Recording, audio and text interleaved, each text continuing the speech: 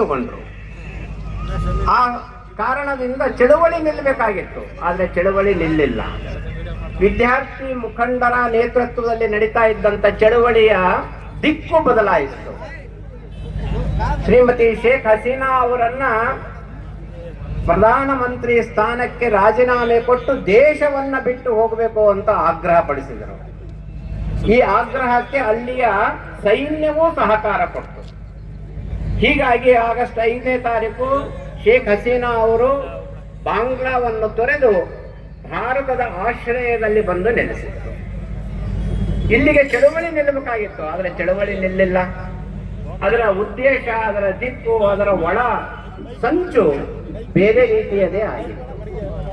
ಅಲ್ಲಿ ನಡೆದಿದ್ದು ಮೀಸಲಾತಿಯ ವಿರುದ್ಧದ ಚಳವಳಿ, ಆದರೆ ಅದು ಅಲ್ಲಿ ನೆಲೆಸಿರುವಂತಹ ಹಿಂದೂ ಸಮಾಜ, ಬೌದ್ಧ ಸಮಾಜ, ಕ್ರಿಶ್ಚಿಯನ್ ಸಮಾಜದ ಬಂಧುಗಳ ಮೇಲೆ ಆಕ್ರಮಣ ಮಾಡೋದಕ್ಕೆ ಶುರುವಾಯಿತು ಆಗಸ್ಟ್ 5ನೇ ತಾರೀಕಿನಿಂದ.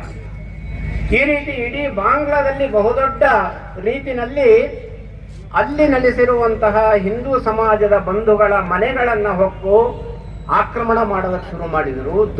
ಮನೆಗಳನ್ನ ಲೂಟಿ ಮಾಡೋದಕ್ಕೆ ಶುರು ಮಾಡಿದರು. ಮಾನವೀಯರ ಮಾನಭಂಗವನ್ನ ಮಾಡೋದಕ್ಕೆ ಶುರು ಮಾಡಿದರು. ಇದೆಲ್ಲವೂ ಕೂಡ ವಿಶ್ವದ ಬೇರೆ ಬೇರೆ ಮಾಧ್ಯಮಗಳ ಮುಖಾಂತರ ಪ್ರಪಂಚಕ್ಕೆ ಗೊತ್ತಾಯಿತು.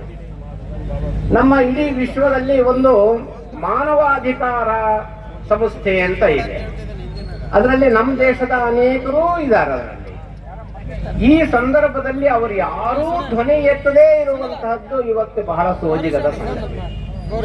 ಪ್ಯಾಲೆಸ್ತೈನ್ ಮತ್ತು ಇಸ್ರೇಲ್ ನಡುವೆ ಸಂಘರ್ಷ ನಡೆದಾಗ ಇಸ್ರೇಲ್ ದೇಶ ಪಾಕಿಸ್ತಾನದ ಮೇಲೆ ಆಕ್ರಮಣ ಮಾಡಿದ್ದನ್ನ ಖಂಡಿಸಿ ಈ ಮಾನವತಾವಾದಿಗಳು ಬಹುದೊಡ್ಡ ರೀತಿಯ ಪ್ರತಿಭಟನೆ ಮಾಡಿದ್ರು, ಭಾರತದಲ್ಲಿಯೂ ಸಹ.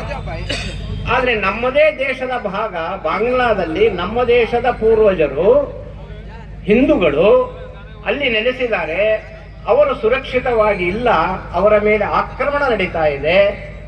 ಅಲ್ಪಸಂಖ್ಯಾತ ಕ್ರಿಶ್ಚಿಯನ್ನರ ಮೇಲೆ ಆಕ್ರಮಣ ನಡೀತಾ ಇದೆ, ಬೌದ್ಧ ಸನ್ಯಾಸಿಗಳ ಮೇಲೆ ಆಕ್ರಮಣ ನಡೀತಾ ಇದೆ.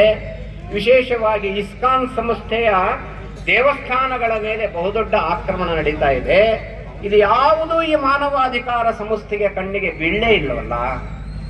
ಇದು ಎಂಥ ದುರಂತ ಇದು. ಭಾರತದ ಮೂಲದವರಿಗೆ ಬೇರೆ ಬೇರೆ ದೇಶದಲ್ಲಿ ಈ ರೀತಿ ಕಿರುಕುಳ ಆದಾಗ ಈ ಮಾನವಾಧಿಕಾರ ಸಂಸ್ಥೆ ಬಾಯಿನೇ ಬಿಡಲ್ಲ. ಇಂತಹ ಸ್ಥಿತಿ ಇವತ್ತು, ಇಂತಹ ಪಕ್ಷಪಾತ ನಾವು ವಿಶ್ವದಲ್ಲಿ ನೋಡ್ತಾ ಇದ್ದೀವಿ. ಆದರೆ ನಮ್ಮೆಲ್ಲರ ಜವಾಬ್ದಾರಿ ಇದೆ. ನಾವು ಭಾರತದ ಮಣ್ಣಿನ ಮಕ್ಕಳು, ವಸುದೈವ ಕುಟುಂಬಕಂ ನಮ್ಮ ವಿಚಾರ.